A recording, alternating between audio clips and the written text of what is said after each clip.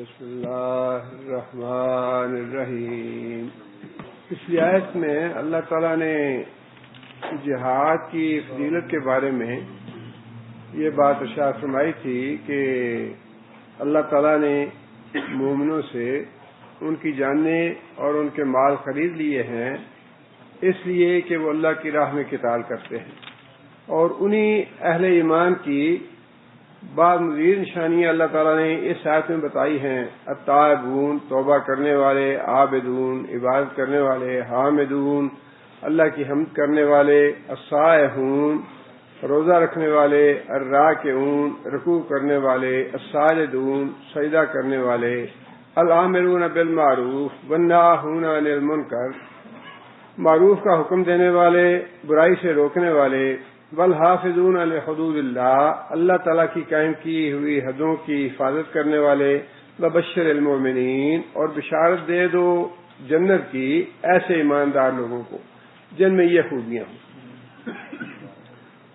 یہ پچھلی آیات میں چونکہ منافقین کا جہاد سے جی کترانے کا ذکر تھا اور اس کی اللہ تعالیٰ نے خوب مذمت بھی فرمائی، لعنت ملامت کی انہیں، اس کے بعد اہل ایمان کے جہاد میں شریک ہونے اور اس کی فضیلت کے بارے میں آیتیں ارشاد فرمائیں، اور اب پھر وہی موضوع جو پچھلا تھا منافقوں کے سلسلے میں، وہی موضوع پھر شروع ہو رہا ہے۔ اگلی آیت کا پس منظر یہ ہے کہ اللہ تعالیٰ نے یہ بات نبی صلی اللہ علیہ وسلم کو ارشاد فرمائی کہ مشرکوں کے لیے جو مشرک شرک کی حالت میں مر جائے اس مشرک کے لیے دعا نہیں کرنی، استغفار کی، بخشش کی۔ جو زندہ ہے مشرک یا کافر، اس کی ہدایت کے لیے دعا کرنا یہ درست ہے۔ نبی صلی اللہ علیہ وسلم نے خود بھی دعا کی ابو جہل کے لیے، حضرت عمر رضی اللہ تعالیٰ عنہ کے لیے، عمر بن خطاب یا عمر بن حشام دونوں میں سے کوئی ایک دے دے، حالانکہ دونوں مشرک تھے اس وقت، اور حضرت طفیل بن عمر دوسی رضی اللہ تعالیٰ عنہ نے آ کے نبی صلی اللہ علیہ وسلم سے اپنے قبیلے کے بارے میں شکایت کی کہ یا رسول اللہ، میں نے دعوت کا کام کیا، وہاں جا کے دین کی دعوت دی ہے انہیں، لیکن لوگ مان نہیں رہے، آپ ان کے لیے بد دعا فرمائیں۔ نبی صلی اللہ علیہ وسلم نے ہاتھ اٹھائے اور نبی صلی اللہ علیہ وسلم نے دعا ہی فرمائی ان کے لیے، لیکن مشرک یا کافر کی زندگی میں اس کی ہدایت کے لیے دعا کرنی یہ بالکل جائز ہے۔ لیکن جب یہ پتہ چل جائے کہ ایک آدمی شرک کی حالت میں ہی فوت ہوا ہے، شرک کی حالت میں مرا ہے، تو پھر خواہ وہ اپنا قریبی کیوں نہ ہو، باپ ہو، بیٹا ہو، بھائی ہو، غیر ہو، جو بھی ہو، اس کے لیے مغفرت کی دعا کرنے سے نبی صلی اللہ علیہ وسلم نے منع فرما دیا۔ اور اس کا پس منظر یہ ہے کہ ابو طالب جب فوت ہونے لگے، جتنی نبی صلی اللہ علیہ وسلم کی خدمت اور سرپرستی کفر میں رہتے ہوئے ابو طالب نے کی، اتنی کسی اور نے نہیں کی، بلکہ ابو طالب کے ہوتے ہوئے کسی بھی کافر یا مشرک کو اس بات کی ہمت یا جرت نہیں تھی کہ نبی صلی اللہ علیہ وسلم کی طرف اپنا ہاتھ آگے بڑھاتا۔ بہت زیادہ نبی صلی اللہ علیہ وسلم کا دفاع کیا، بڑی حفاظت کی نبی صلی اللہ علیہ وسلم کی، حتیٰ کہ جب یہ پتہ چلا کہ لوگ قتل کرنا چاہتے ہیں تو خنجر اپنے قمیض کے نیچے چھپا کے حرم میں لے گیا ابو طالب، اور جا کے دھمکی دی کفار مکہ کو، سرداروں کو، کہ میرے بھتیجے کو اگر کچھ ہوا تو میں زندہ نہیں چھوڑوں گا اس کو۔ یہاں تک دفاع کیا نبی صلی اللہ علیہ وسلم کا، لیکن اس کے باوجود جب وہ فوت ہونے لگے تو نبی صلی اللہ علیہ وسلم بھی پاس بیٹھے تھے، اور ابو جہل بھی تھا، عبداللہ بن ابی امیہ بھی تھا۔ نبی صلی اللہ علیہ وسلم سے یہ کہہ رہے تھے کہ کلمہ پڑھ لو، میں اللہ کے حضور تمہاری مغفرت کی درخواست کروں گا، تمہاری بخشش کی درخواست کروں گا۔ اگر تم ایک دفعہ کلمہ پڑھ لو تو میں تمہاری مغفرت کے لیے اللہ سے درخواست کروں گا۔ لیکن ساتھ دوسرے جو دوست تھے ابو جہل اور عبداللہ، وہ کہہ رہے تھے کہ کیا ابو طالب اپنے دادے کا دین چھوڑ کے مرو گے، اپنے باپ کا دین چھوڑ کے مرو گے؟ اب یہ بالکل موت کے آخری لمحوں میں کشمکش تھی کہ میں کس کا دین قبول کروں، محمد کے دین پہ مروں یا عبد المطلب کے دین پہ مروں۔ لیکن پھر وہی جو جاہلی عصبیت تھی، جہالت والی، وہ غالب آ گئی ابو طالب پہ، اور ابو طالب کی زبان سے مرتے ہوئے یہ الفاظ نکلے کہ میں اپنے باپ عبد المطلب کے دین پہ مر رہا ہوں۔ اس کے بعد نبی صلی اللہ علیہ وسلم نے یہ بات ارشاد فرمائی تھی کہ چچا مر گیا، لیکن فرمایا کہ جب تک اللہ تعالیٰ مجھے منع نہیں فرماتے میں ایسی بخشش کی دعا کرتا رہوں گا۔ جب تک اللہ تعالیٰ مجھے منع نہیں فرماتے تب تک میں اس کے لیے مغفرت کی دعا کرتا رہوں گا۔ یہ الفاظ نبی صلی اللہ علیہ وسلم کی زبان مبارک سے نکلے۔ اس کے بعد اللہ تعالیٰ نے یہ آیت نازل فرما دی، ما کان للنبی والذین آمنوا، نہیں ہے لائق نبی کے، والذین آمنوا، نہ ہی ان لوگوں کے جو ایمان لائے ہیں، ان یستغفروا، کہ وہ استغفار کریں، بخشش کی دعا کریں، للمشرکین، مشرکوں کے لیے، ولو کانوا اولی قربا، خواہ وہ ان کے بہت ہی قریبی رشتہ دار کیوں نہ ہوں، من بعد، اس کے بعد، ما تبین لہم، کہ انہیں یہ بات واضح ہو گئی، یہ بات ان کو، یہ مسئلہ ان کو واضح ہو گیا، کون سا؟ انہم اصحاب الجحیم، کہ مشرک جہنمی ہیں۔ جب یہ مسئلہ تمہیں واضح ہو گیا کہ مشرک جہنمی ہے اور چچا شرک پہ ہی مرا ہے، اب اس کے مرنے کے بعد اس بات کی اجازت نہیں، بلکہ یہ نہیں فرمایا کہ اس بات کی اجازت نہیں، الفاظ اللہ تعالیٰ نے بڑے محتاط الفاظ استعمال فرمائے ہیں کہ نبی کے لائق ہی نہیں۔ منع کرنے کے الفاظ جو ہے نا اس میں تھوڑا سا سختی ہے، لیکن الفاظ تو نرم ہیں، لیکن اس میں گہرائی زیادہ ہے کہ نبی کو تو اپنے آپ کی سوچ لینا چاہیے کہ میرا چچا اللہ کا دشمن ہے، میں کیوں مغفرت کی دعا کروں اس کے لیے۔ اسی طرح اہل ایمان کو فرما دیا کہ اہل ایمان جو ہیں ان کو یہ زیب نہیں دیتا، ان کے یہ لائق ہی نہیں کہ جو کوئی میرا دشمن ہے اس کے لیے دعا کریں۔ اس لیے کہ انسان دعا تو اس کے لیے کرتا ہے جس کے ساتھ کوئی ہمدردی ہوتی ہے۔ باپ تھا تعلق ہے، بیٹا ہے تعلق تھا، بھائی ہے تعلق تھا، لیکن ایک تعلق وہ ہے جو اللہ کے ساتھ ہے۔ اب یہ دونوں تعلق کا جہاں پہ ٹکراؤ ہو جائے تو کون سا تعلق باقی رکھنا ہے؟ اللہ کا تعلق جو ہے وہ باقی رکھنا ہے۔ یہی بات اللہ شاہ فرما رہے ہیں کہ یہ بات زیب نہیں دیتی، یہ بات لائق ہی نہیں ہے ایماندار لوگوں کے کہ جب میرے تعلق کے برعکس کسی دوسرے رشتہ دار کا معاملہ آ جائے تو میرا تعلق چھوڑیں یا پھر رشتہ دار کو چھوڑیں۔ بیوی کا تعلق ہو، بھائی کا تعلق ہو، بھتیجے کا تعلق ہو، بھانچے کا تعلق ہو، جب کوئی دوسرا دنیا کا تعلق یا رشتہ جو ہے اللہ کے رشتے اور اللہ کے تعلق سے ٹکرا جائے تو پھر اللہ فرماتے ہیں کہ تمہیں زیب نہیں دیتا کہ کسی دوسرے رشتے کو ترجیح دو میرے رشتے کے علاوہ۔ ما کان للنبی، جائز نہیں ہے، زیب نہیں دیتا، یہ لائق نہیں نہ نبی کے نہ ہی اہل ایمان کے۔ آیت میں اگرچہ ممانعت کا انداز نہیں ہے، لیکن ممانعت سے بڑھ کے یہ بات ہے کہ اپنے آپ سوچو، یہ مجھے کہنے کی ضرورت نہ پڑے۔ اگر میرے ساتھ تمہارا تعلق ہے، اگر اللہ کے ساتھ تعلق ہے تو وہ تعلق جو ہے وہ اس بات کا محتاج نہیں کہ تمہیں روکا جائے، بلکہ خود تمہارے دل میں یہ بات آنی چاہیے کہ نہیں نہیں نہیں، میں تو ایسا ہرگز نہیں کروں گا، میرا تعلق تو اللہ کے ساتھ۔ یہ تو مشرک تھا۔ بات وہی ہے کہ نبی صلی اللہ علیہ وسلم چاہتے تھے چچا کلمہ پڑھ لے، اللہ نہیں چاہتے تھے۔ جو اللہ کی چاہت تھی وہ غالب ہے۔ وما تشاءون الا یشاء اللہ، جو اللہ کا امر تھا وہ غالب ہوا۔ اس کے بعد پھر نبی صلی اللہ علیہ وسلم یہ چاہتے تھے کہ میں اس کے لیے دعا ہی کرتا رہوں، اللہ نہیں چاہتے تھے۔ اللہ نے منع فرما دیا کہ یہ تمہارے لائق نہیں ہے کہ تم اب اس کی دعا کرو، اس لیے کہ یہ شرک کی حالت میں فوت ہوا، اور شرک کے بارے میں تمہیں یہ مسئلہ معلوم ہے، اہل ایمان کو یہ مسئلہ معلوم ہونا چاہیے۔ وَإِنَّهُ مَن يُشْرِكْ بِاللَّهِ فَقَدْ حَرَّمَ اللَّهُ عَلَيْهِ الْجَنَّةَ، جنت حرام ہے اس پہ، وَمَأْوَاهُ النَّارُ، اور اس کا ٹھکانہ آگ ہے. وما للظالمین من انصار، اور ایسے مشرکوں کا کوئی مددگار نہیں ہے. جب یہ مسئلہ معلوم ہے تو پھر نہ نبی کو یہ زیب دیتا ہے نہ اہل ایمان کو یہ زیب دیتا ہے کہ مشرک کے مرنے کے بعد اس کے لیے بخشش کی دعا کریں. اللہ کا امر جو ہے وہ حرف آخر ہے. اتھارٹی اللہ کی ذات ہے، اور اللہ کی اتھارٹی کے آگے نبی صلی اللہ علیہ وسلم کا بھی دم مارنے کی مجال نہیں ہے. چچا شہید ہو گیا، بڑا غم لاحق ہوا، اتنا صدمہ ہوا، اتنا رنج پہنچا.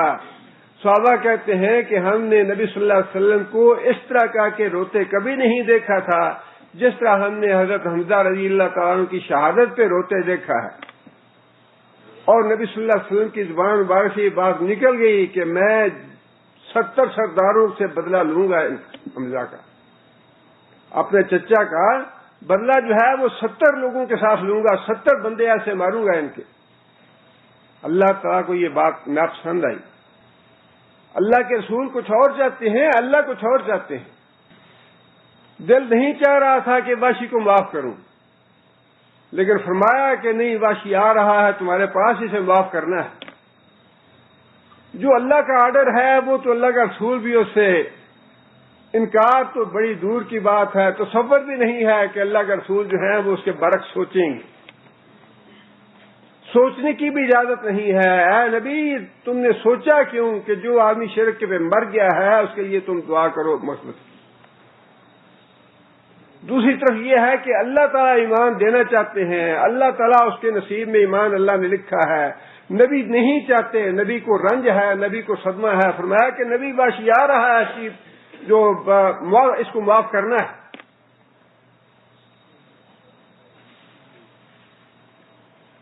اور پھر آگے اللہ تعالیٰ نے ایک اور بڑی اہم مثال دے دی کہ مسئلہ تو میں تمہیں بتا دیا کہ جو آدمی شرک کی حالت میں مرے گا اس کے لیے استغفار نہیں کرنا. لیکن اس سے پہلے چونکہ حضرت ابراہیم علیہ السلام کا معاملہ ہو چکا تھا اسی طرح کا، لہذا اللہ تعالیٰ نے اس کی وضاحت بھی ارشاد فرما دی، ساتھ ہی وہ مسئلہ بھی واضح فرما دیا. فرمایا کہ وما کان استغفار ابراہیم لابیہ، اور وہ جو استغفار کرنا تھا ابراہیم کا اپنے باپ کے لیے نہیں تھا مگر موعدۃ وعدہا، وہ تو ایک وعدہ تھا جو ابراہیم نے اپنے باپ سے کیا تھا، اور وہ وعدہ پورا کیا ابراہیم نے. اس کی حقیقت اتنی ہی ہے کہ ابراہیم علیہ السلام اپنے باپ سے وعدہ کر چکے تھے کہ میں تمہارے لیے دعا کروں گا مغفرت کی. اس کا اللہ تعالیٰ نے سورہ مریم میں تفصیل سے ذکر فرمایا ہے. اللہ فرماتے ہیں کہ ابراہیم علیہ السلام نے باپ کو مخاطب کر کے یہ بات کہی کہ یا ابت لا تعبد الشیطان، اے ابا جان شیطان کی عبادت نہ کریں، ان الشیطان کان للرحمن عصیا، شیطان تو رحمان کا نافرمان ہے. یا ابت انی اخاف ان یمسک عذاب من الرحمن فتکون للشیطان ولیا، ابا جان مجھے اس بات کا ڈر ہے کہ شیطان آپ کو بھٹکا ڈالے گا اور آپ بھی قیامت کے دن شیطان کے ساتھی بن کے رہ جائیں گے، جہنم میں چلے جائیں گے. قال اراغب انت عن آلہتی یا ابراہیم، اے ابراہیم کیا تو مجھے اپنے بزرگوں سے یا اپنے بتوں سے یا اپنے جن کی میں پوجا کرتا ہوں، جن کو میں نے اللہ کا شریک ٹھہرا رکھا ہے، ان سے منہ موڑنا چاہتا ہے میرا، ان سے مجھے پھیرنا چاہتا ہے. لئن لم تنتہ لارجمنک واہجرنی ملیا، اور ساتھ دھمکی دی کہ اگر تو باز نہ آیا اپنی اس توحید سے، اس دعوت سے باز نہ آیا، میں تجھے رجم کر دوں گا، سنسار کر دوں گا، قتل کر دوں گا، اور واہجرنی ملیا، ہمیشہ کے لیے میرے گھر سے نکل جا. نکال دیا بیٹے کو. نکلتے ہوئے ابراہیم علیہ السلام نے اپنے باپ کے لیے یہ بات کہی، قال سلام علیک، ابا جان آپ سلامت رہیں، آپ پہ سلامتی ہو. ساستغفر لک ربی انہ کان بی حفیا، میں پھر بھی آپ کے لیے استغفار کرتا رہوں گا.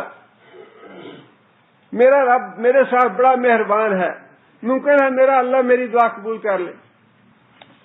یہ تھی وہ بات جس کے بارے میں اللہ تعالیٰ نے فرمایا کہ جب ابراہیم اپنے گھر سے نکلے تھے تو ابراہیم علیہ السلام نے اپنے باپ سے یہ وعدہ کر لیا کہ ابا جان میں گھر سے نکل جاتا ہوں، لیکن اس کے باوجود میں آپ کے لیے دعا کرتا رہوں گا کہ اللہ آپ کو ہدایت دے، اللہ آپ کے گناہ معاف کر دے. یہ وعدہ تھا ابراہیم علیہ السلام کا اپنے باپ کے حق میں یا اپنے باپ کے ساتھ، اور وہ وعدہ ابراہیم علیہ السلام نے پورا کیا بھی، دعا کی اپنے باپ کے لیے.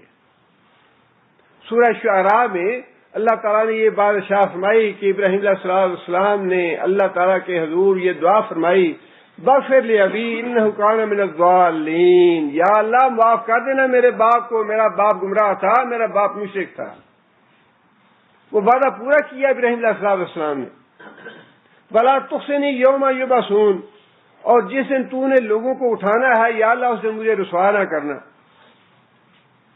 ظاہر ہے کہ ابراہیم علیہ السلام تو خلیل اللہ تھے، اللہ کے دوست تھے، اور اللہ تعالیٰ نے ہزارہا احسان اور نعمتیں فرمائی ابراہیم علیہ السلام پہ. وہ رسوائی تو یہی تھی کہ قیامت کے دن یا اللہ میرا باپ جہنم میں نہ چلا جائے. پہلے یہ بات کہی کہ یا اللہ میرے باپ کو گناہ معاف کر دینا، وہ گمراہ تھا، اور اگلی بات یہ کہی کہ مجھے رسوا نہ کرنا اس کو جہنم میں بھیج کے. یوم لا ینفع مال ولا بنون، جس دن نہ مال کام آئے گا نہ بیٹے کام آئیں گے، الا من اتى اللہ بقلب سلیم. ہاں، جو آدمی قلب سلیم لے کے آئے گا اس کا مال اور اس کے بیٹے کام آئیں گے. قلب سلیم سے مراد یہ ہے جس نے مال ہوتے ہوئے، بیٹے ہوتے ہوئے اپنے دل کو گناہوں سے محفوظ کر لیا، بچا لیا، قلب سلیم لے کے آ گیا. مال اور اولاد ہلاکت اور تباہی کا سب سے بڑا دروازہ یہی ہے. بار بار آگاہ کیا اللہ نے، مال بھی تباہی کا دروازہ ہے، اولاد بھی تباہی کا دروازہ ہے. انہی دو راستوں کے ذریعے انسان گمراہ ہوتا ہے سیدھے راستے سے. اس لیے فرمایا کہ اللہ من اتى اللہ بقلب سلیم، جو گناہوں سے محفوظ دل لے کے آئے گا، اس مال اور اولاد کی آزمائش سے بچ جائے گا، قیامت کے دن وہ آدمی تو نجات پا جائے گا، ذلت اور رسوائی سے بچ جائے گا. اور دعا فرمائی کہ یا اللہ میرے باپ کو معاف کر دینا، وہ گمراہ تھا، مشرک تھا، اور یا اللہ قیامت کے دن اس کو جہنم میں بھیج کے مجھے رسوا نہ کرنا. وعدہ کیا ابراہیم علیہ السلام نے باپ کے ساتھ کہ باپ میں اپنے گھر سے نکل جاتا ہوں، لیکن میرا رب مجھ پہ بڑا مہربان ہے، میری باتیں مان لیتا ہے، میری دعائیں سن لیتا ہے، لہذا میں تیری مغفرت کے لیے دعا کروں گا، یا اللہ اس کو سیدھا راستہ دکھا دے، یا اللہ اس کے گناہ معاف کر دے. ابراہیم علیہ السلام نے وہ وعدہ پورا کر دیا. ابراہیم علیہ السلام نے یہ دعا مانگ کے بغفر لأبی انہ کان من الضالین کہ یا اللہ وہ گمراہوں سے ہے، اسے معاف کر دے، وہ وعدہ پورا کر دیا. اب دونوں باتیں اللہ تعالیٰ نے واضح فرما دی. ایک تو مسئلہ تھا دنیا میں کہ دنیا میں ابراہیم علیہ السلام کو جب یہ مسئلہ واضح ہوا کہ مشرک کے لیے دعا نہیں کرنی، تو ابراہیم علیہ السلام بھی بری ہو گیا اپنے باپ سے. ابراہیم علیہ السلام بھی بری ہو گیا اپنے باپ سے. یہی بات اللہ نے یہاں فرمائی کہ وما کان استغفار ابراہیم لأبیہ الا ان موعدۃ وعدہا، جو وعدہ کیا تھا ابراہیم علیہ السلام نے اپنے باپ سے، وہ وعدہ پورا کرنے کے لیے ابراہیم علیہ السلام نے استغفار کیا باپ کے لیے. فلما تبین لہ، فلما پھر جب تبین لہ مسئلہ کھل گیا اس کو، مسئلہ معلوم ہو گیا اس کو، کس کو؟ ابراہیم علیہ السلام کو، انہ عدو للہ، کہ اس کا باپ تو اللہ کا دشمن ہے. جب ابراہیم علیہ السلام پہ یہ بات کھل گئی، جب ابراہیم علیہ السلام کو یہ معلوم ہو گیا کہ ابراہیم علیہ السلام تو باپ کا، اس کا باپ جو ہے وہ اللہ کا دشمن ہے، تبرأ منہ نفرت کا اظہار کر دیا ابراہیم نے اپنے باپ سے کہ اب یہ مشرک ہے، اللہ نے مشرک کے لیے دعا کرنے سے منع فرما دیا۔ ابراہیم علیہ السلام نے فوراً ہاتھ کھڑے کر دیے، یا اللہ جو تیرا حکم ہے میں نے مان لیا، یا اللہ میں بیزار ہوں اپنے باپ سے، یا اللہ جو تیرا دشمن ہے وہ میرا بھی دشمن ہے، خواہ میرا باپ ہی کیوں نہ ہو، جو تیرا دوست ہے وہ میرا دوست ہے، جو تیرا دشمن ہے وہ میرا دشمن ہے، تبرأ منہ، نفرت کا اظہار کر دیا ابراہیم علیہ السلام نے اپنے باپ سے۔ ان ابراہیم لأواہ حلیم، اللہ فرماتے ہیں اصل بات یہ ہے کہ ابراہیم علیہ السلام بڑے ہی نرم دل اور بڑے ہی حلیم الطبع تھے۔ باپ کے لیے جو اتنا دل میں بات آ رہی تھی بار بار، باپ نے تو یہ کہا کہ میں پتھر مار مار کے مار دوں گا تمہیں، گھر سے بھی نکال دیا، ہر چیز سے محروم کر دیا، جائیداد سے، وراثت سے، حقوق سے، سب کچھ ختم کر دیے۔ اس کے باوجود ابراہیم علیہ السلام کے دل میں اپنے باپ کے لیے اتنی محبت تھی، اتنا پیار تھا کہ سب کچھ ہونے کے باوجود یہ وعدہ کر لیا کہ ابا جان میں آپ کے لیے اللہ سے دعا کروں گا کہ اللہ آپ کو ہدایت دے، آپ کے گناہ معاف کر دے۔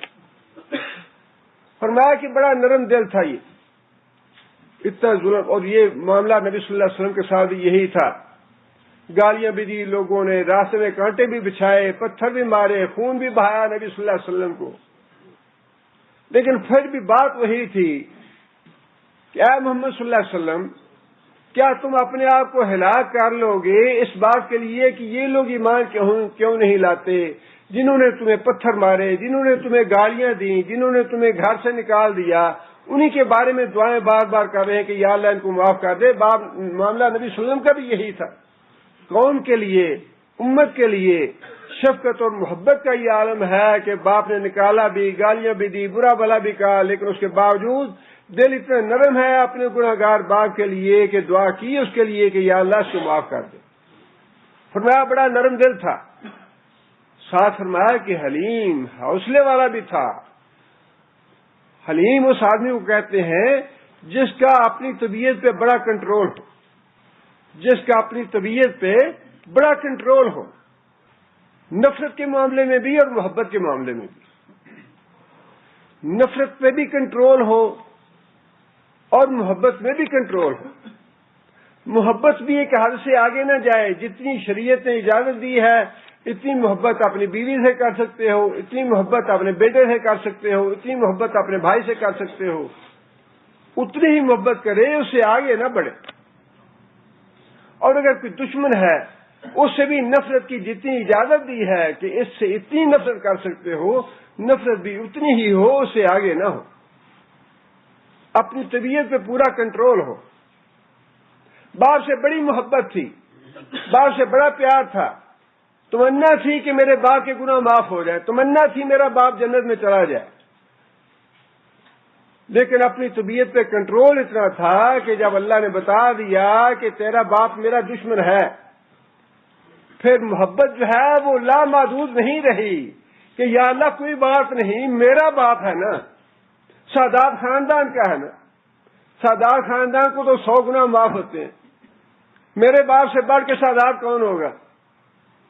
ایسی محبت نہیں۔ جب پتا چلا کہ اس باپ سے محبت کی اجازت نہیں ہے، محبت کو وہیں روک لیا، محبت کو وہیں پہ کنٹرول کر لیا۔ حلیم، اس کو کنٹرول تھا اپنی محبت پہ بھی، نفرت پہ بھی کنٹرول ہے، محبت پہ بھی کنٹرول ہے، اپنی پوری طبیعت جو ہے وہ اپنے ہاتھوں میں ہے، بے وسع نہیں ہے، بے لگام نہیں ہے، نہ محبت بے لگام ہے نہ نفرت بے لگام ہے۔ اس لیے فرمایا کہ نرم دل تھا، اس نے مغفرت کی دعا کی اپنے باپ کے لیے، لیکن جب اللہ نے بتا دیا کہ یہ میرا دشمن ہے تو پھر محبت کی، جو باپ کی محبت تھی، فوراً ہی دل سے نکال دیا، اللہ جو تیرا دشمن ہے وہ میرا دشمن ہے۔ اللہ تعالیٰ معاف کرے، ایسی گمراہی پھیل رہی ہے، ایسی گمراہی پھیل رہی ہے کہ ایسے دانشور پیدا ہو گئے ہیں گمراہ کے، اور وہ نبی صلی اللہ علیہ وسلم فرمایا نا کہ جہنم کے دروازوں پہ دائی کھڑے ہیں بلانے کے لیے، جہنم کے دروازوں پہ دائی کھڑے ہیں۔ حضرت حویصہ رضی اللہ تعالیٰ عنہ یہودی کے ساتھ کاروبار کرتے تھے، نبی صلی اللہ علیہ وسلم نے کعب بن اشرف یہودی کو جب قتل کروایا اس کی توہین رسالت کے جرم میں اور جنگیں بھڑکانے کے جرم میں، تو اس کے بعد نبی صلی اللہ علیہ وسلم نے یہ بات ارشاد فرمائی کہ جو بھی آدمی یہودیوں میں سے توہین رسالت کا مرتکب ہو اس کو قتل کر سکتے ہو۔ حضرت حذیفہ رضی اللہ تعالیٰ کہتے ہیں کہ میں ایک یہودی کے ساتھ بزنس کرتا تھا، میرا کاروبار تھا اس کے ساتھ، اس نے نبی صلی اللہ علیہ وسلم کی توہین کی، میں نے اس آدمی کو قتل کر دیا، میرے بھائی نے آ کے مجھے مارنا شروع کر دیا، کہنے لگا کہ تمہارا وہ تاجر ساتھی تھا، تمہارا مال اس کے پیٹ میں ہے ابھی تک، تم نے اسے کیوں قتل کیا ہے؟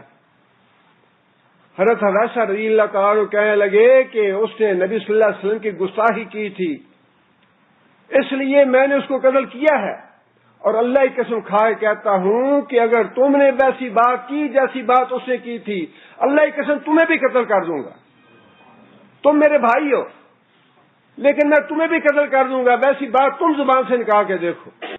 بھائی کہنے لگا کہ باقی سچی بات کہہ رہے ہو، اگر میں ویسی بات کروں تو کیا باقی مجھے بھی قتل کر دو گے؟ حضرت ویسا کہنے لگے تم نکال کے دیکھو، میں تمہیں بھی قتل کر دوں گا۔ دیکھیے کہ انسان کی جرت کا بعض اوقات کتنا نتیجہ نکلتا ہے۔ بھائی جو ہے وہ حیران رہ گیا کہ میں اس کا سگا بھائی ہوں اور مجھے یہ اتنے کھلے الفاظ میں واضح طور پہ کہہ رہا ہے میں تمہیں قتل کر دوں گا اگر تم نے توہین کی محمد صلی اللہ علیہ وسلم کی۔ وہ فوراً بھائی کہنے لگا کہ کمال ہے یار، یہ تو بڑا عجیب دین ہے جس نے تمہارے اندر ایسا جذبہ پیدا کر دیا ہے۔ وہ اتنا متاثر ہوا بھائی کے اس جذبے سے کہ وہ کہنے لگا کہ میں بھی مسلمان ہوتا ہوں۔ وہ بھی مسلمان ہو گیا، بھائی بھی مسلمان ہو گیا، مگر اپنے بھائی کا یہ جذبہ دیکھ کے۔ بات یہ ہے کہ یہ تو ایمان کی بات ہے کہ ابو جہل نے کچھ بگاڑا ہے یا نہیں بگاڑا۔ جو اللہ کا دشمن ہے، جو اللہ کے رسول کا دشمن ہے، چھوٹے چھوٹے بچوں کو تو یہ عقل آ جائے کہ یہ آدمی جو ہے عبد الرحمن بن عوف کہتے ہیں میں نے پوچھا کہ بیٹا تم نے کیا کرنا ہے ابو جہل کو دیکھ کے؟ چھوٹا سا بچہ ہے، اسے یہ سمجھ ہے کہ چچا جان میں نے سنا ہے کہ وہ ہمارے نبی پاک صلی اللہ علیہ وسلم کو گالیاں دیتا ہے، میں اس سے لپٹ جاؤں گا، یا تو میں مر جاؤں گا یا وہ مر جائے گا، اس وقت تک چھوڑوں گا نہیں اس کو، یا میں اس کے ہاتھوں مر جاؤں یا میں اپنے ہاتھوں قتل کر دوں اس کو۔ عبد الرحمن بن عوف کہتے ہیں کہ میں یہ بات پوری کر پایا تھا، دوسری طرف بھی بچہ آ گیا اسی عمر کا، اس نے بھی یہی سوال کیا، اس سے بھی میں نے پوچھا، اس سے بھی یہی جواب دیا کہ چچا جان میں نے سنا ہے کہ ہمارے نبی پاک کو گالیاں دیتا ہے، جو نبی پاک کو گالیاں دیتا ہے وہ نبی پاک کا دشمن نہیں، وہ میرا دشمن ہے، جب تک میں اس کو قتل نہ کروں مجھے صبر نہیں آئے گا، یا میں قتل ہو جاؤں یا وہ قتل ہو جائے۔ عقیدہ توحید کے بعد یہ الولاء والبراء جو ہے یہ تو دوسرا عقیدہ ہے کہ دوستی کس سے کرنی ہے، دشمنی کس سے کرنی ہے۔ جو اللہ کا دوست ہے وہ ہمارا دوست ہے، جو اللہ کا دشمن ہے وہ ہمارا دشمن ہے۔ جو محمد صلی اللہ علیہ وسلم کی توہین کرتا ہے وہ ہمارا دشمن ہے، جو محمد صلی اللہ علیہ وسلم کی عزت اور احترام کرتا ہے وہ ہمارا دوست ہے۔ اللہ فرماتے ہیں کہ ابراہیم علیہ السلام کو جیسے ہی اس مسئلے کا علم ہوا کہ میرا باپ اللہ کا دشمن ہے، اللہ فرماتے ہیں کہ فوراً بری ہو گیا، فوراً نفرت کا اظہار کر دیا کہ یا اللہ اگر تیرا وہ دشمن ہے تو میرا بھی دشمن ہے۔ استغفار سے توبہ کر لی کہ میں آئندہ اس کی مغفرت کی دعا نہیں کروں گا۔ لیکن وہ جو دل میں ایک بات تھی کہ باپ ہے میرا، بلا تحسنی یوم یبعثون، جس دن لوگوں کو یا اللہ تو اٹھائے گا، یا اللہ اس دن مجھے رسوا ذلیل نہ کرنا، اللہ نے وہ تمنا بھی پوری کر دی حضرت ابراہیم علیہ السلام کی۔ نبی صلی اللہ علیہ وسلم نے فرمایا کہ قیامت کے دن ابراہیم علیہ السلام کا باپ آئے گا اس حال میں کہ منہ پہ سیاہی چھائی ہوگی اور غبار آلود ہوگا منہ، وجوہ یوم مسفرہ ضاحکۃ مستبشرہ ووجوہ یوم علیہا غبرہ ترہقھا قترہ، سیاہی چھائی ہوگی، گرد و غبار پڑا ہوگا۔ ابراہیم علیہ السلام دیکھیں گے، پھر وہی باپ کا جذبہ غالب آ جائے گا کہ یا اللہ لا تحسنی یوم یبعثون، یا اللہ میری درخواست تھی ایک، یا اللہ میری ایک گزارش ہے، سفارش ہے باپ کے حق میں کہ یا اللہ مجھے رسوا نہ کرنا۔ اللہ نے اپنے بندے کا دل بھی رکھ لیا. فرمایا کہ نبی صلی اللہ علیہ وسلم نے فرمایا کہ ابراہیم علیہ السلام سے کہا جائے گا کہ ابراہیم اپنے پاؤں کی طرف دیکھو. ابراہیم علیہ السلام پاؤں کی طرف دیکھیں گے تو باغ کو بجو کی شکل بنا دیا جائے گا اور بجو کی شکل میں بنا کے جہنم میں بھیج دیا جائے گا. ابراہیم علیہ السلام پہچان نہیں پائیں گے کہ کس کو جہنم میں پھینکا گیا، لیکن اللہ کا قانون پورا ہو جائے گا. وَإِنَّهُ مَن يُشْرِكْ بِاللَّهِ فَقَدْ حَرَّمَ اللَّهُ عَلَيْهِ الْجَنَّةَ وَمَأْوَاهُ النَّارُ. اللہ کی رٹ جو ہے وہ دنیا میں بھی پوری ہو کے رہے گی اور آخرت میں بھی پوری ہوگی. رٹ اللہ کے علاوہ دنیا میں کسی کی رٹ نہیں ہے. رٹ دنیا میں بھی اللہ کی ہے اور آخرت میں بھی اللہ کی رٹ کامیاب ہے. آگے پھر اللہ تعالیٰ نے اسی مسئلے کی تھوڑی اور انداز میں وضاحت فرمائی ہے. وہ یہ ہے وَمَا كَانَ اللَّهُ لِيُضِلَّ قَوْمًا بَعْدَ إِذْ هَدَاهُمْ. یہ اللہ تعالیٰ کا قاعدہ نہیں، اللہ کا قانون نہیں لِيُضِلَّ قَوْمًا کہ کچھ لوگوں کو گمراہ کر دے بعد إِذْ هَدَاهُمْ جبکہ انہیں ہدایت دے دے. ہدایت دینے کے بعد اللہ تعالیٰ کا یہ قانون نہیں ہے کہ کسی کو گمراہ کرے. اللہ تو ہدایت چاہتے ہیں، ہادی ہیں اللہ تعالیٰ. اللہ نیکی پہ خوش ہوتے ہیں، اللہ ہدایت کی طرف آنے پہ خوش ہوتے ہیں. گمراہ نہ کرتے ہیں اللہ، نہ گمراہی پہ اللہ خوش ہوتے ہیں. فرمایا کہ میرا قانون یہ نہیں کہ جب ایک آدمی کو ہدایت میں دے دوں تو پھر میں اس کو گمراہ کروں. ہاں ایک بات ہے گمراہ ہونے والی، وہ بات یہ ہے حتی یبین لہم ما یتقون. ان لوگوں کو میں بتا دیتا ہوں ما یتقون کس کس چیز سے بچ کے رہنا. ان کو میں بتا دیتا ہوں کہ یہ اوامر ہیں، یہ نواہی ہیں، ان پہ عمل کرو، ان سے بچتے رہو. لیکن جب وہ لوگ ہدایت کے باوجود میری اس بات کو نہ مانیں، اوامر پہ عمل نہ کریں اور جن سے منع کیا گیا ہے ان سے نہ بچیں تو پھر وہ گمراہ ہوتے ہیں. گمراہی کا یہی طریقہ ہے. ہدایت دینے کے بعد اللہ فرماتے ہیں میں کسی کو گمراہ نہیں کرتا. پھر گمراہی کا ایک ہی راستہ رہ جاتا ہے کہ جن باتوں کا میں نے حکم دیا ہے اس کی نافرمانی کرنے لگے لوگ. میں کہوں کہ قتل کرنے سے بچنا، بے نماز ہونے سے بچنا، بے روز ہونے سے بچنا، غیبت سے بچنا، چغلی سے بچنا، چوری سے بچنا، ڈاکے سے بچنا، جھوٹ سے بچنا، یہ ساری چیزیں بچنے والی ہیں. اللہ فرماتے ہیں میں نے بتا دیا ایسے بچو، ایسے بچو، ایسے بچو. اب اگر کوئی نہیں بچتا تو اس کا مطلب یہ ہے کہ اس نے گمراہی کا راستہ اختیار کر لیا، وہ گمراہ ہوگا.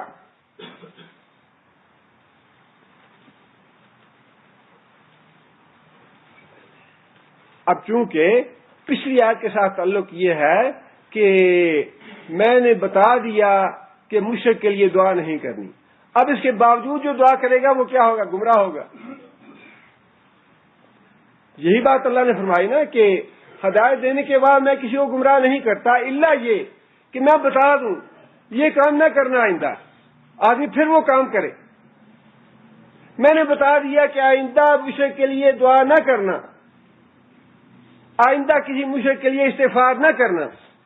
نبی صلی اللہ علیہ وسلم نے بھی نہیں کی، اس کے بعد ابراہیم علیہ السلام نے بھی نہیں کی اس کے بعد.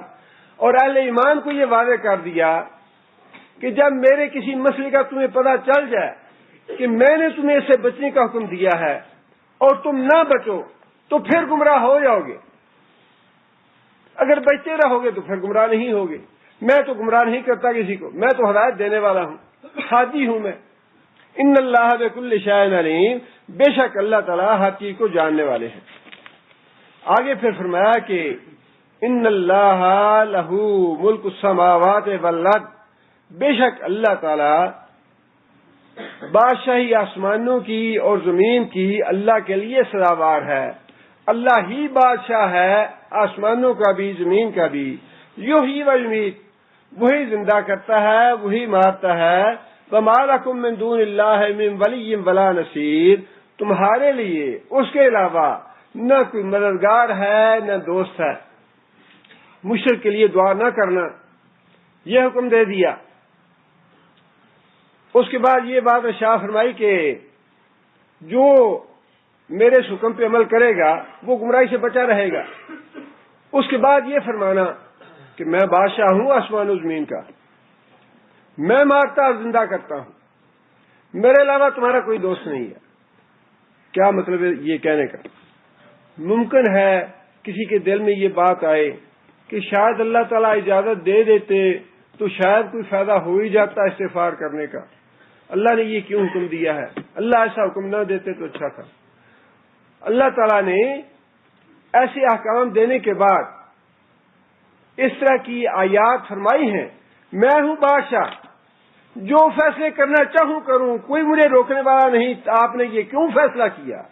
آپ نے یہ حکم کیوں دیا؟ اللہ فرماتے ہیں کہ میں نے حکم دیا ہے یہ مشرک کے لیے استغفار نہ کرنا، میں بادشاہ ہوں جو مرضی حکم دوں، زمین و آسمان کا بادشاہ ہوں، تمہارا مالک ہوں، تمہارا خالق ہوں، کائنات کا مالک ہوں۔ مجھے کون پوچھ سکتا ہے کہ یا اللہ تو نے یہ حکم کیوں دیا؟ یہ میری مرضی ہے، جو میں حکم دینا چاہوں دے سکتا ہوں۔ میں بادشاہ ہوں زمین و آسمان کا، میں مارتا اور میں زندہ کرتا ہوں، نہ زندگی کسی کے ہاتھ میں ہے نہ موت کسی کے ہاتھ میں ہے۔ مشکل کشا میں ہوں، حاجت روا میں ہوں، اولادیں دینے والا میں ہوں، صحت اور زندگی دینے والا میں ہوں، بیماری دینے والا میں ہوں، شفا دینے والا میں ہوں، بادشاہ ہوں میں زمین و آسمان کا، حکم دینے والا میں ہوں، اوامر دینے والا میں ہوں، نہی بتانے والا میں ہوں۔ اس لیے یہ احکام دینے کے بعد اللہ تعالیٰ نے واضح فرما دیا کہ میں حکم دینے والا ہوں، جو چاہوں حکم دے سکتا ہوں، میں بادشاہ ہوں زمین و آسمان کا۔ اور پھر یہ بات بھی یاد رکھو کہ تمہارا میرے علاوہ کوئی مددگار نہیں ہے، مانو گے تو خود ہی سکھی رہو گے، نہیں مانو گے خود ہی جوتے کھاؤ گے۔ اللہ تو بادشاہ ہے، بتا دیا قانون، شراب نہیں پینا، جو پیے گا خود جوتے کھائے گا، جو نہیں پیے گا وہ امن اور سکون میں رہے گا۔ نماز پڑھنی ہے 5 وقت، جو پڑھے گا امن میں رہے گا، سکون میں رہے گا، خیر و برکت رہے گی، اللہ کی رحمتیں نازل ہوں گی، سکینت رہے گی۔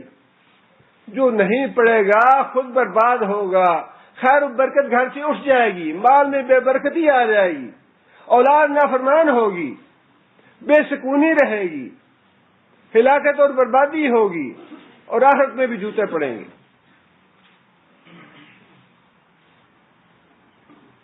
اس لیے فرمایا کہ جو میں نے حکم دیا ہے مانو، اسی میں تمہاری خیر خواہی ہے، تمہاری بھلائی اسی میں ہے، تمہارا مددگار، تمہارا دوست، تمہارا ولی نہ اس دنیا میں میرے علاوہ ہے کوئی، نہ آخرت میں میرے علاوہ ہے کوئی۔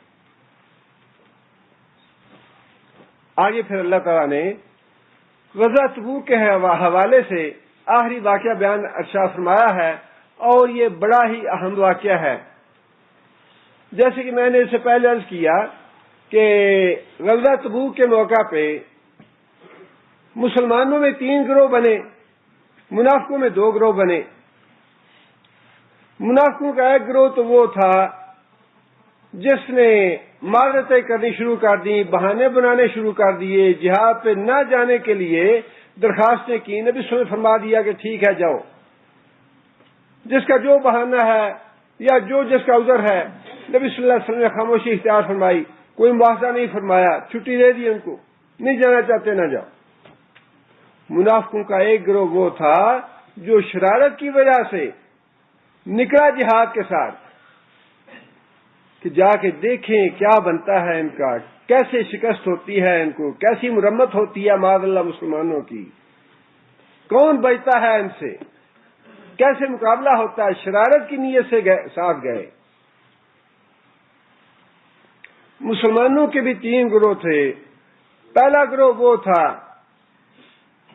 جیسے ہی نبی صلی اللہ علیہ وسلم نے غزوہ تبوک کا حکم دیا فوراً ہی لبیک یا رسول اللہ کہہ دیا، یا رسول اللہ ہم حاضر ہیں،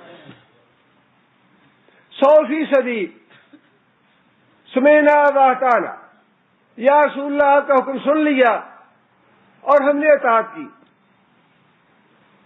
پہلا گروہ وہ تھا۔ دوسرا گروہ وہ تھا جس کے بارے میں یہاں بھی تھوڑا سا ذکر ہے، اس سے پہلے ہم پڑھ چکے کہ مسلمانوں کا، مخلص مسلمانوں کا ایک گروہ وہ بھی تھا جو تھوڑا سا متردد ہوا کہ آج کل گرمی شدید ہے اور پھل پکا ہوا ہے، فصلیں پکی ہوئی ہیں، اور اگر تھوڑا سا اس غزوہ کو مؤخر کر لیا جائے تو زیادہ اچھی بات ہے. یعنی ایک تجویز تھی ان کی، یا ایک دل میں بات آ گئی کہ اس زمانے کے بجائے اگر تھوڑا سا اس کو اور مؤخر کر لیا جائے تو وہ زیادہ بہتر تھا. لیکن تھے مخلص وہ بھی،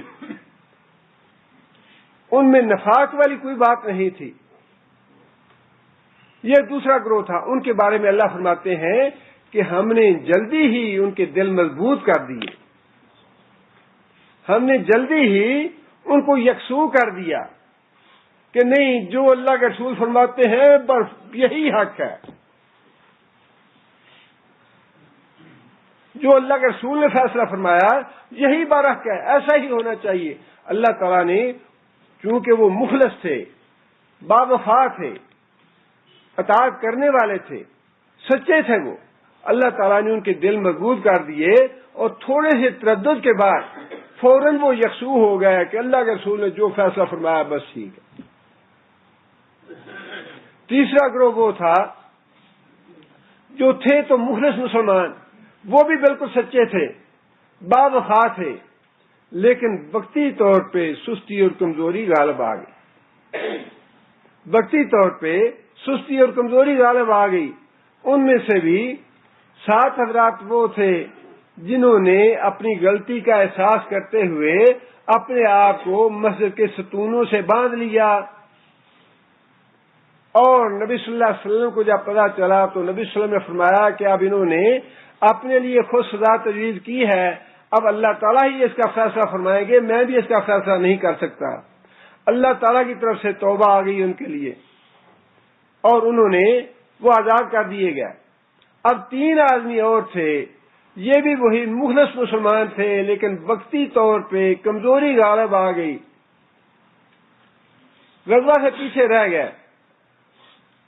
ان کا اللہ تعالیٰ نے اس آیت میں ذکر فرمایا، اور اس کی تفصیل جو ہے وہ حدیث کی ساری کتابوں میں موجود ہے. اللہ فرماتے ہیں کہ لَقَدْ تَابَ اللَّهُ عَلَى النَّبِيِّ وَالْمُهَاجِرِينَ وَالْأَنصَارِ. اللہ تعالیٰ نے نظر کرم فرمائی علی النبی، سب سے پہلے کس پہ؟ نبی صلی اللہ علیہ وسلم پہ. نبی صلی اللہ علیہ وسلم پہ اللہ تعالیٰ نے نظر کرم کس بات کی فرمائی؟ جی، شروع میں ہی ہم نے سورہ توبہ میں یہ بات پڑھی ہے کہ اللہ تعالیٰ نے جب منافقوں نے آ کے معذرتیں کرنی شروع کی، نبی صلی اللہ علیہ وسلم نے بغیر کسی جرح کے، بغیر سوال جواب کے لیے چھٹی دے دی انہیں. اللہ تعالیٰ نے کیا فرمایا اس پہ؟ لما ذنت لہم، لما ذنت لہم، اے نبی صلی اللہ علیہ وسلم کیوں اجازت دی ہے ان کو؟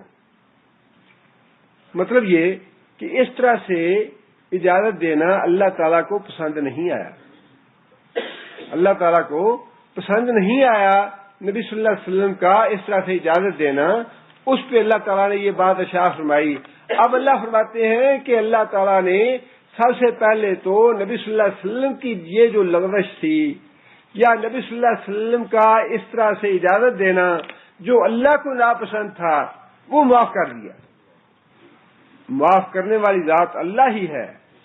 لا الہ الا انت انہ لا یغفر الذنوب الا انت. نبی جو ہے اس کا شمار کن لوگوں میں ہے؟ اس کا شمار ان میں ہے جن کے اللہ گناہ معاف کرتے ہیں.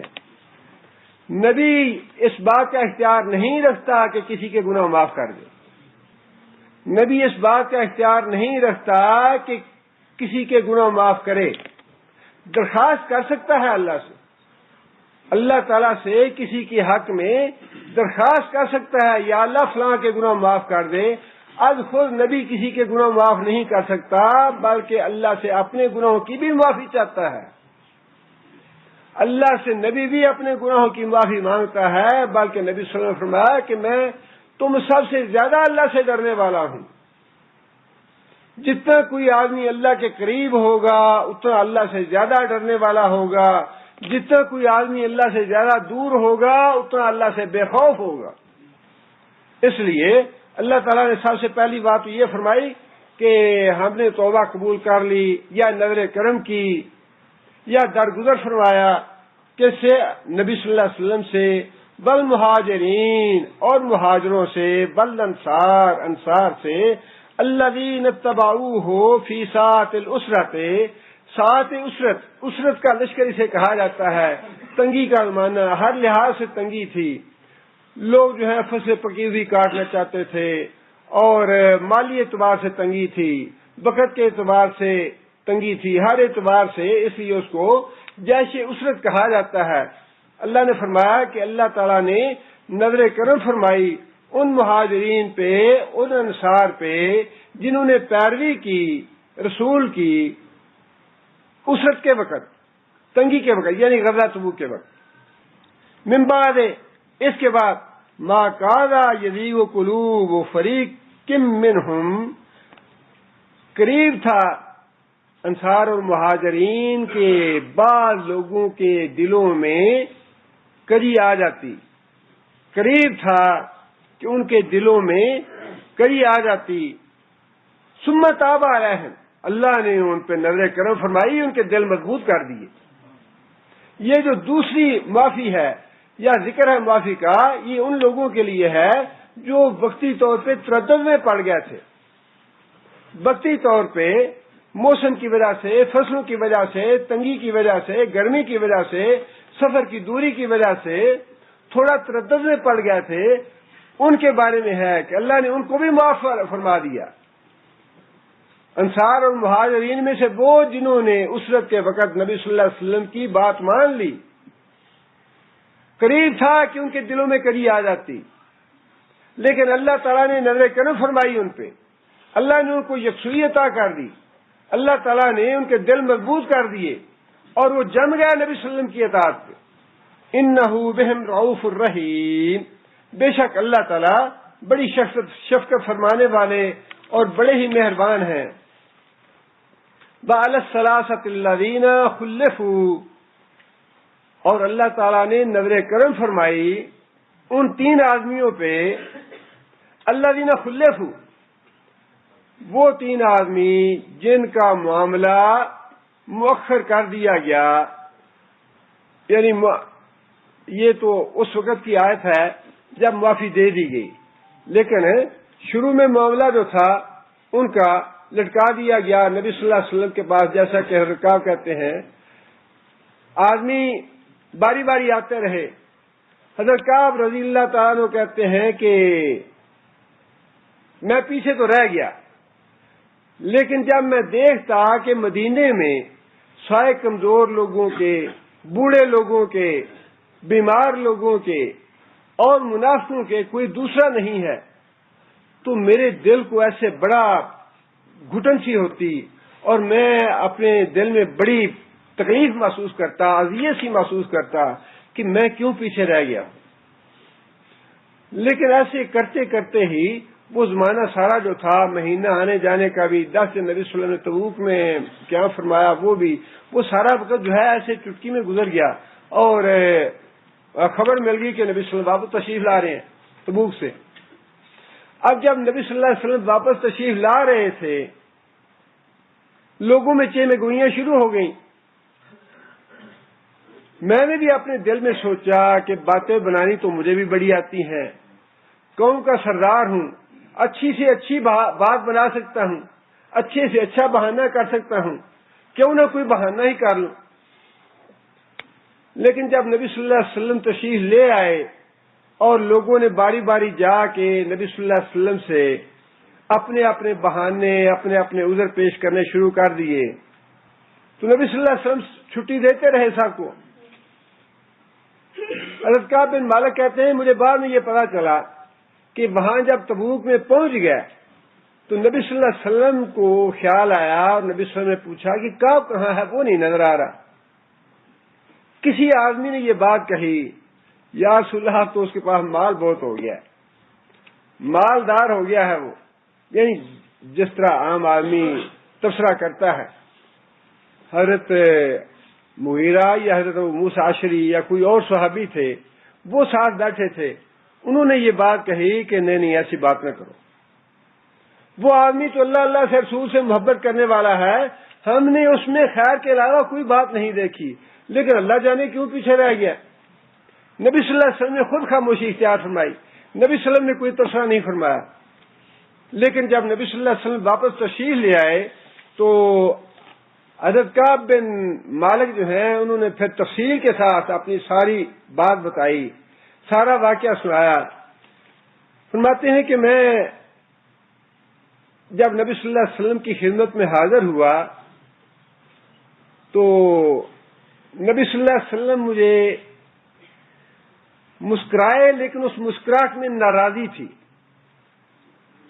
مسکرائے مجھے دیکھ کے، لیکن نبی صلی اللہ علیہ وسلم کی مسکراہٹ میں ناراضی تھی، اور مجھے نبی صلی اللہ علیہ وسلم فرمانے لگے کہ اچھا بھائی تشریف رکھے آپ، تفضل بیٹھ جاؤ۔ میں بیٹھ گیا۔ نبی صلی اللہ علیہ وسلم نے مجھ سے پوچھا کہ بھائی بتاؤ تمہارا کیا عذر تھا؟ حضرت کعب کہتے ہیں کہ میں نے پوری بات سوچ رکھا تھا میں نے کیا جواب دینا ہے۔ حضرت کعب رضی اللہ تعالیٰ عنہ کہنے لگے کہ یا رسول اللہ کوئی عذر نہیں تھا، جتنا مال میرے پاس آج تھا اتنا اس سے پہلے کبھی نہیں ہوا، جتنے وسائل میرے پاس آج تھے اتنے وسائل کبھی نہیں ہوئے، اس سے پہلے میرے پاس ایک سواری ہوتی تھی، اس زمانے میں میرے پاس 2 سواریاں تھیں، بہانہ کوئی نہیں ہے، بس یا رسول اللہ سستی تھی، غلطی ہے، کوتاہی ہے، اور کچھ بھی نہیں ہے۔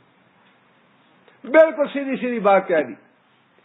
نبی صلی اللہ علیہ وسلم نے یہ بات اشاع فرمائی کہ اس آدمی نے بالکل سچی بات کہی ہے، اور نبی صلی اللہ علیہ وسلم نے فرمایا کہ اچھا جاؤ اللہ تمہارا فیصلہ کرے، جاؤ اللہ تمہارا فیصلہ کرے گا۔ حضرت کعب بن مالک اٹھ کے چلے گئے۔ حضرت کعب کہتے ہیں کہ میں جب اپنے خاندان میں قبیلے میں گھر میں گیا تو مجھے لوگوں نے ملامت کرنی شروع کر دی، تم کیسے بیوقوف آدمی ہو، کیسے ہم کو نبی صلی اللہ علیہ وسلم کو ناراض کر لیا تم نے، لوگوں نے اتنی اتنی باتیں کہہ دی ہیں، نبی صلی اللہ علیہ وسلم نے کسی سے کچھ نہیں کہا، تم بھی کوئی بات کہہ کہ نبی صلی اللہ علیہ وسلم کو راضی کر لیتے۔ حضرت کعب کہنے لگے کہ مجھے لوگوں نے اتنا پریشرائز کیا، اتنی باتیں مجھے کہیں کہ میرے دل میں ایک دفعہ تو یہ بات آئی کہ میں جا کے نبی صلی اللہ علیہ وسلم سے کہہ دوں کہ یا رسول اللہ میں نے جو پہلے باتیں کی ہیں وہ تو نہیں، اصل میں یہ بات ایک عذر تو تھا، یہ میری مجبوری تھی یا یہ میرا عذر ہے جس کی وجہ سے میں حاضر نہیں ہو سکا۔ لیکن حضرت کعب کہتے ہیں کہ مجھے پھر یہ خیال آیا کہ میں ابھی تو جا کے نبی صلی اللہ علیہ وسلم کو راضی کر لوں گا، اللہ تعالیٰ نے اگر نبی صلی اللہ علیہ وسلم کو ساری بات بتا دی تو پھر جو ناراضی ہوگی وہ میرے لیے ناقابل برداشت ہوگی۔ ابھی جو ناراض ہیں یہ میرے لیے قابل برداشت ہے، لیکن جب اللہ نے بتا دیا پھر نبی صلی اللہ علیہ وسلم ناراض ہو گئے تو وہ برداشت سے باہر۔ لیکن میرے دل میں خلش سی ضرور تھی، پھر بھی میں نے لوگوں سے یہ پوچھا کہ کوئی اور آدمی بھی ہے ایسا جس نے میرے جیسی بات کی ہو۔ لوگوں نے مجھے بتایا کہ 2 آدمی اور ہیں جنہوں نے تمہارے جیسی بات کی ہے، ایک حضرت ہلال بن امیہ ہے اور ایک مرارہ بن ربیع ہے، یہ 2 آدمی ہیں، انہوں نے بھی ایسی جا کے بات کی ہے۔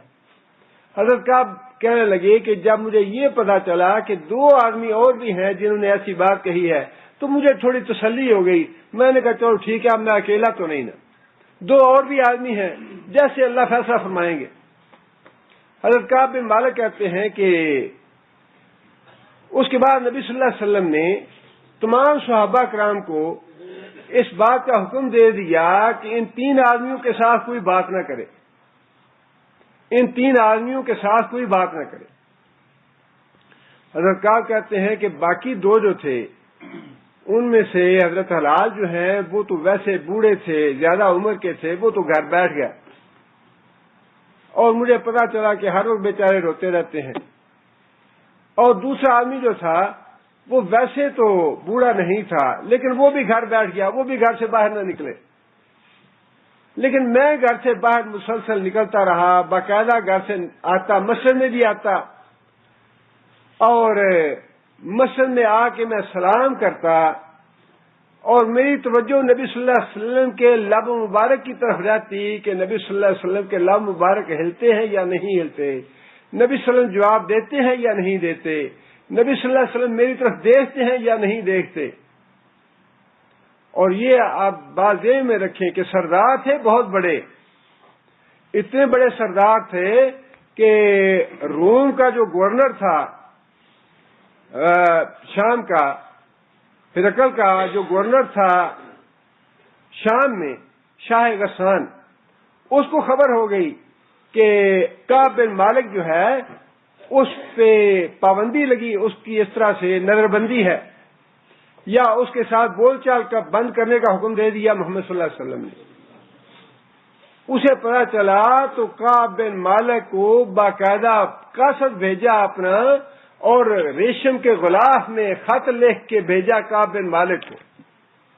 خط یہ تھا کہ مجھے پتا چلا ہے کہ تمہارا سردار تم سے ناراض ہو گیا ہے، اور تم کوئی ذلیل آدمی نہیں ہو، تیسرے درجے کے آدمی نہیں ہو، ہمارے پاس آ جاؤ، ہم تمہیں کرسی دیں گے، منصب دیں گے، تمہاری عزت کریں گے، تمہارے حیثیت کے مطابق تمہارے ساتھ معاملہ کریں گے، میرے پاس آ جاؤ تم۔ اس درجے کے آدمی تھے۔ ذاتی طور پہ گورنر جو تھا روم کا وہ جانتا تھا حضرت کعب بن مالک کو، اور حضرت کعب بن مالک کے قربان جائیں جو انہوں نے رد عمل ظاہر کیا اس پہ۔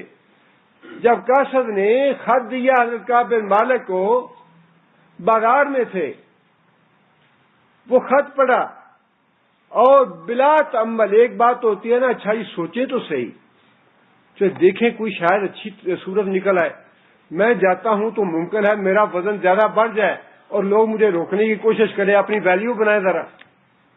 وہاں یہ تو بات ہی نہیں تھی، بات ہاں یا نہ کی ہے، جس سے لگائی ہے تعلق اسی کے ساتھ ہے، خواہ موت ہی کیوں نہ آ جائے، اس دروازے سے اٹھنا ہی نہیں ہے۔ اللہ اور اللہ کے رسول کے آگے جب ایک دفعہ سر جھکا دیا تو پھر وہاں سے سر اٹھانے کی نوبت ہی نہیں آنی چاہیے مرنے تک۔ حضرت کعب بن مالک کہنے لگے کہ یہ آزمائش کے اوپر میرے لیے آزمائش آ گئی ہے، گورنر کا جو خط آیا ہے آزمائش پہ آزمائش ہے اللہ کی طرف سے۔ قاصد وہیں کھڑا تھا، قاصد کے سامنے ہی وہ رکا لے کے ریشمی لباس جو پہنا ہوا تھا، غلاف میں لپٹا ہوا تھا، سامنے تندور جل رہا تھا، آگ میں ڈال دیا وہ رکا۔ قاصد کو جواب دے دیا کہ اس رکے کا یہ جواب ہے۔ اللہ کے رسول کی لگائی ہوئی پابندی جو ہے، اللہ کے رسول کی غلامی جو ہے، تمہاری آزادیوں سے اور تمہارے منصب سے، تمہاری کرسیوں سے، تمہاری عزت پہ ہزار عزتوں پہ قربان کی جا سکتی ہے نبی صلی اللہ علیہ وسلم کی غلامی۔ نبی صلی اللہ علیہ وسلم کی ناراضی مجھے منظور ہے تمہاری خوشی سے، ناراض ہیں تو ہوتے رہیں، وہ ناراضی مجھے قبول ہے، وہ ناراضی مجھے زیادہ محبوب ہے اللہ کے رسول کی بنسبت اس خوشی کے یا اس منصب کے یا اس اقتدار کے جو تم مجھے دینا چاہتے۔ اس درجے کے تھے۔ کہتے ہیں کہ جب میں مسجد میں آتا تو نبی صلی اللہ علیہ وسلم کی طرف میری نگاہ رہتی، اور نبی صلی اللہ علیہ وسلم کا معاملہ ایسا تھا، جب میں نماز نیت لیتا یا نماز شروع کر دیتا تو نبی صلی اللہ علیہ وسلم میری طرف دیکھتے، لیکن جب میں نبی صلی اللہ علیہ وسلم کی طرف دیکھتا تو نبی صلی اللہ علیہ وسلم اپنی آنکھیں دوسری طرف کر لیتے۔ مطلب یہ کہ اگر ادھر سے اطاعت کا جذبہ موجود تھا تو نبی صلی اللہ علیہ وسلم کی نگاہ شفقت سے دور نہیں تھے، وہ انتظار تو تھا اس بات کا کہ اللہ کی طرف سے کب توبہ آتی ہے۔ نبی کی نظر کرم بھی تھی اور ادھر سے اطاعت کا جذبہ بھی موجود تھا، درمیان میں حال صرف یہ بات تھی کہ اللہ کا فیصلہ کب آتا ہے۔ فرمایا کہ اس کے بعد نبی صلی اللہ علیہ وسلم کے حکم پہ صحابہ کرام نے اس طرح عمل کیا، لا اور آرڈیننس اگر دیکھنا ہے تو دیکھیں کہ رسول اکرم صلی اللہ علیہ وسلم نے ایک مرتبہ صحابہ کرام سے یہ بات ارشاد فرمائی، یہ حکم دیا کہ ان تین آدمیوں سے کوئی بات نہ کرے۔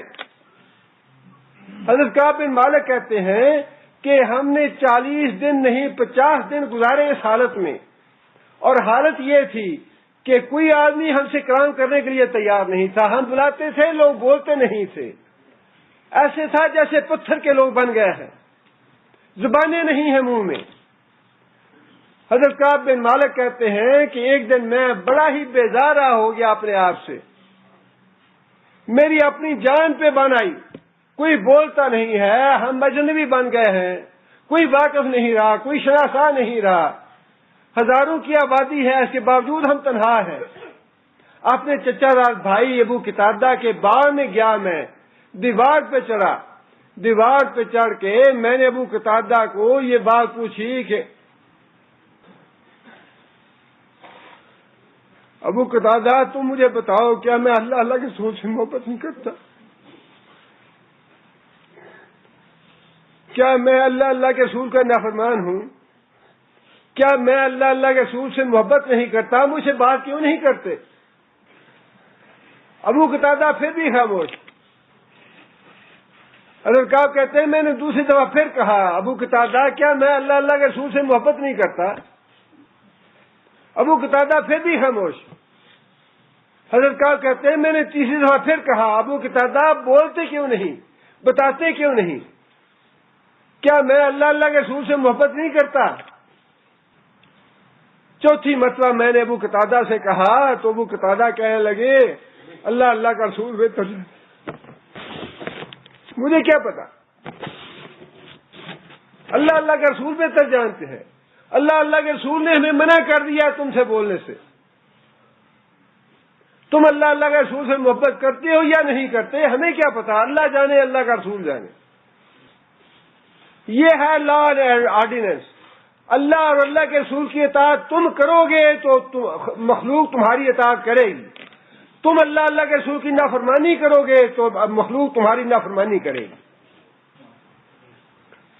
حضرت کعب بن مالک کہتے ہیں کہ ہمارے لیے دنیا ہی بدل گئی، یہ ہے اطاعت کا طریقہ، یہ ہے اللہ کے رسول سے وفا، اللہ کے رسول کی اطاعت اور فرما برداری۔ جو اللہ کے رسول کی اطاعت اور فرما برداری کرے گا اللہ تعالیٰ اس کے لیے راستے پیدا کریں گے۔ والذین جاہدوا فینا لنہدینہم سبلنا۔ اللہ ہر چیز پہ قادر ہے، اللہ ملکوں کی اصلاح، اللہ تو پوری دنیا اللہ کے اختیار میں ہے، اللہ بادشاہ ہے زمین و آسمان کے۔ یہ تمہارا ایک ملک تو چھوٹا سا ملک ہے، اس کی اصلاح کرنا اللہ کے لیے ناممکن نہیں ہے، لیکن تمہاری کرتوتوں کی وجہ سے، تمہارے ظلم کی وجہ سے، تمہارے گناہوں کی وجہ سے، بدعمالیوں کی وجہ سے اس حال کو پہنچا ملک۔ اطاعت سیکھنی ہے تو صحابہ کرام سے سیکھو، اسلام سیکھنا ہے صحابہ کرام سے سیکھو۔ حضرت کعب بن مالک رضی اللہ تعالیٰ کہتے ہیں کہ 40 دن ایسے ہی گزر گئے۔ 40 دن گزرنے کے بعد نبی صلی اللہ علیہ وسلم نے یہ حکم دیا کہ اپنی بیویوں سے الگ ہو جاؤ، اپنی بیویوں سے الگ ہو جاؤ۔ قصد جب یہ پیغام لے کے آیا تو حضرت کعب بن مالک کہنے لگے کہ مجھے یہ بتاؤ کہ کیا بیوی کو طلاق دینی ہے یا میکے بھیجنا ہے؟ طلاق کا حکم ہے تو طلاق دے دیں، اگر ویسے میکے بھیجنا ہے تو میکے بھیج دیں۔ آدمی نے مسئلہ پوچھا جا کے نبی صلی اللہ علیہ وسلم سے کہ یا رسول اللہ کیا مطلب ہے اس بات کا بیوی سے الگ ہونے کا؟ فرمایا طلاق مطلب نہیں ہے، ویسے الگ ہو جائیں۔ حضرت کعب بن مالک نے بیوی سے کہا کہ جاؤ اپنے گھر چلی جاؤ۔ حضرت کعب بن مالک کہتے ہیں کہ 10 دن اور گزر گئے اور زمین ہم پہ تنگ ہو چکی تھی، ہماری اپنی جانیں ہمارے لیے بوجھل ہو چکی تھیں، زندگی میں کوئی لطف نہیں تھا، اور میں اپنی زندگی سے بیزار 50ویں دن اپنے گھر کی چھت پہ بیٹھا تھا، نماز پڑھ رہا تھا۔ اچانک مجھے پہاڑ کے اوپر کھڑے ایک آدمی کی آواز آئی کہ کہا مبارک ہو، اللہ نے تمہاری توبہ قبول کر لی۔ آواز دینے والے حضرت بکر صدیق رضی اللہ تعالیٰ عنہ تھے۔ جیسے ہی یہ آواز مدینہ میں پہنچی، سارے صحابہ کرام مسجد نبی میں پہنچ گیا نبی صلی اللہ علیہ وسلم کے پاس ان 3 آدمیوں کو مبارکباد دینے کے لیے۔ نبی صلی اللہ علیہ وسلم نے حضرت کعب کو دیکھ یہ بات ارشاد فرمائی، کعب تمہاری پیدائش کے دن سے لے کر تمہاری موت کے دن تک سب سے بابرکت دن ہے تمہارا یہ، جس دن اللہ نے تمہاری توبہ کا آسمانوں سے آیت نازل فرما دی ہے، سب سے بابرکت دن ہے۔ اور حضرت کعب بن مالک کہتے ہیں کہ میں نے نبی صلی اللہ علیہ وسلم سے یہ اپنے اظہار کیا خیال کا، یا رسول اللہ مجھے یہ جو برکت حاصل ہوئی، اللہ نے میری جو توبہ قبول فرمائی، سچ بولنے کی وجہ سے توبہ قبول فرمائی اللہ نے، اور میں یہ عہد کرتا ہوں کہ جب تک میں زندہ رہوں گا اپنی زبان سے سچ کے علاوہ کوئی بات نہیں کہوں گا۔ اور حضرت کہتے ہیں کہ میں نے اپنی موت تک عہد کر لیا کہ میں آئندہ سچ کے علاوہ کوئی بات نہیں کہوں گا، سچ کی وجہ سے میری توبہ قبول ہوئی۔ سچی بات میں نے جا کے نبی صلی اللہ علیہ وسلم کو بتا دی۔ یہ ہے وہ واقعہ جو اللہ تعالیٰ نے یہاں ارشاد فرمایا کہ 3 آدمی جن کی معافی کا معاملہ اللہ نے مؤخر کر دیا، اللہ تعالیٰ نے ان پہ بھی نظر کرم فرما دی۔ ہمارے درس کے ایک ساتھی نے توجہ دلائی تھی کہ 118 جو آیت ہے اس کا کچھ حصہ باقی رہ گیا تھا۔ مجھے بھی بعد میں محسوس ہوا کہ اس کا آخری جو حصہ تھا اس کی وضاحت نہیں ہوئی۔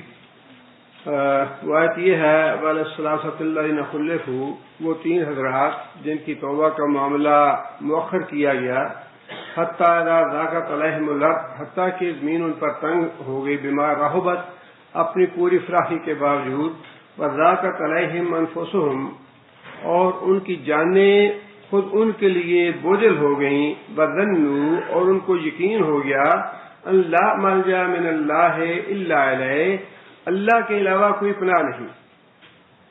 ثم تاب علیہم، پھر اللہ تعالیٰ نے ان پہ نظر کرم فرمائی، لیتوبوا، تاکہ وہ بھی پلٹیں، تاکہ وہ بھی توبہ کریں، ان اللہ هو التواب الرحیم، بے شک اللہ تعالیٰ توبہ قبول کرنے والے ہیں، مہربان ہیں۔ اس میں جو بات رہ گئی تھی وہ یہ تھی کہ وہ جو 3 حضرات تھے غزوہ تبوک سے پیچھے رہنے والے،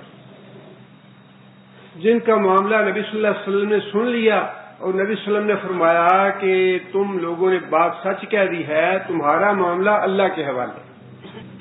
اب جب معاملہ اللہ کے حوالے کر دیا تو اس کے بعد پھر خود نبی صلی اللہ علیہ وسلم بھی ان کے لیے کچھ نہیں کر سکتے تھے، یا تو نبی صلی اللہ علیہ وسلم خود فیصلہ فرما دیتے ان کے معاملے کا، لیکن نبی صلی اللہ علیہ وسلم نے معاملہ کر دیا اللہ کے حوالے۔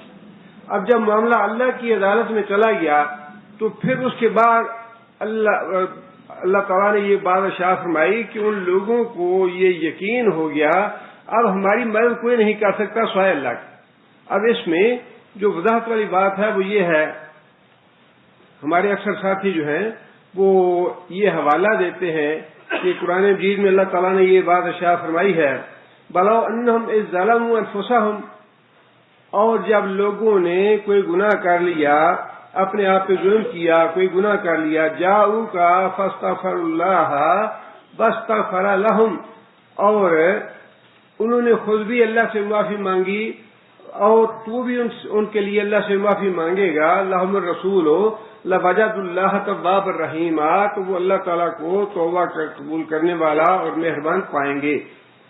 اب سوال تو یہ ہے کہ یہ بات ٹھیک ہے کہ نبی صلی اللہ علیہ وسلم کی موجودگی میں جب اللہ نے فرمایا کہ جب تم سے کوئی گناہ ہو جائے تو آؤ نبی صلی اللہ علیہ وسلم کے پاس، خود بھی اللہ سے معافی مانگو، اللہ کا رسول بھی تمہارے لیے معافی مانگے گا تو اللہ تعالیٰ تمہیں معاف کر دے گا۔ اب سوال تو یہ ہے کہ یہاں اللہ کے رسول خود زندہ موجود ہے۔ پہلی بات تو یہ ہے کہ یہ جو آیت ہے یہ آیت ہے نبی صلی اللہ علیہ وسلم کی حیات طیبہ کے لیے، کہ جب تک نبی صلی اللہ علیہ وسلم حیات تھے، زندہ تھے، اس وقت کی بات ہے یہ کہ اگر کسی سے گناہ ہو جاتا ہے تو وہ خود بھی توبہ کرے، آ کے اللہ کے رسول سے بھی درخواست کرے کہ یا رسول اللہ آپ میرے لیے اللہ سے معافی مانگیں، اللہ کے رسول معافی مانگیں گے تو اللہ تمہارے گناہ معاف فرما دے گا۔ یہ معاملہ جو ہے نبی صلی اللہ علیہ وسلم کی حیات تک ہے۔ جب نبی صلی اللہ علیہ وسلم فوت ہو گئے تو پھر صحابہ کرام کا طرز عمل کیا تھا؟ پھر صحابہ کرام نے نبی صلی اللہ علیہ وسلم کی قبر پہ جا کے کبھی ایسی درخواست نہیں کی کہ یا رسول اللہ گناہ ہو گیا تو آپ درخواست کریں اللہ ہمیں معاف کر دے، بلکہ حضرت عمر فرماتے ہیں کہ جب تک نبی صلی اللہ علیہ وسلم زندہ تھے، جب تک تو ہم نبی صلی اللہ علیہ وسلم کے پاس جاتے تھے دعا کروانے کے لیے، جب نبی صلی اللہ علیہ وسلم فوت ہو گئے تو اب نبی صلی اللہ علیہ وسلم کا جو قابل احترام رشتہ ہے چچا، ہم اس کے پاس آتے ہیں دعا کروانے کے لیے، جس کا مطلب یہ ہے کہ وفات کے بعد وہ معاملہ نہیں رہا جو معاملہ نبی صلی اللہ علیہ وسلم کی زندگی میں تھا۔ اب بات تو یہ ہے کہ یہاں بھی یہ 3 حضرات تھے، نبی صلی اللہ علیہ وسلم کے پاس آ گئے اور نبی صلی اللہ علیہ وسلم کو سچی بات بتا دی۔ اب ایک صورت تو یہ تھی جیسی حضرت ابو لبابہ کے بارے میں نبی صلی اللہ علیہ وسلم نے فرمایا کہ بنو قریظہ کے معاملے میں حضرت ابو لبابہ سے جب غلطی ہوئی تو انہوں نے جا کے اپنے آپ کو مسجد نبوی کے ستون کے ساتھ باندھ لیا. جب نبی صلی اللہ علیہ وسلم کو پتہ لگا تو نبی صلی اللہ علیہ وسلم نے یہ بات ارشاد فرمائی کہ اگر ابو لبابہ میرے پاس آ جاتا میں اس کے لیے اللہ سے توبہ استغفار کرتا, اللہ سے درخواست کرتا کہ اللہ تعالیٰ اس کا گناہ معاف فرما دے, تو اللہ اس کا گناہ معاف فرما دیتے. اب ابو لبابہ نے اپنا معاملہ خود اللہ کے سپرد کر دیا ہے, اب میں اس میں دخل نہیں دے سکتا. یہ تھوڑا سا ایک نقطہ ہے کہ جب معاملہ اللہ کی عدالت میں چلا گیا پھر اللہ کے رسول بھی اس میں دخل نہیں دے سکتے. فرمایا کہ اگر ابو لبابہ میرے پاس آ جاتا اور آ کے خود بھی اللہ سے معافی مانگتا, میں بھی اس کے لیے اللہ سے معافی مانگتا, تو معاملہ اس کا واضح ہو جاتا, معاملہ صاف ہو جاتا, اللہ اس کو معاف کر دیتے. لیکن اس نے اب خود ایک فیصلہ کر لیا, مسجد نبی کے ستون کے ساتھ جا کے اپنے آپ کو باندھ لیا. اب معاملہ جو ہے وہ اللہ کی عدالت میں چلا گیا, اب میں اس میں دخل نہیں دوں گا, اللہ کی طرف سے توبہ آئے گی.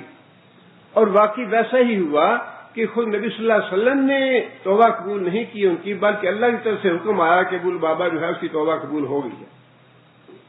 یہاں بھی معاملہ یہی ہے کہ ان کو اس بات کا یقین ہو گیا, نبی صلی اللہ علیہ وسلم نے لوگوں کو حکم دے دیا کہ ان کے ساتھ کوئی کلام نہ کرے, کوئی ان سے بات نہ کرے, بائیکاٹ کر دیا جائے ان کا. بائیکاٹ کر دیا لوگوں نے. بائیکاٹ کے نتیجے میں ایک طرح سے قید تنہائی کی صورت ہو گئی.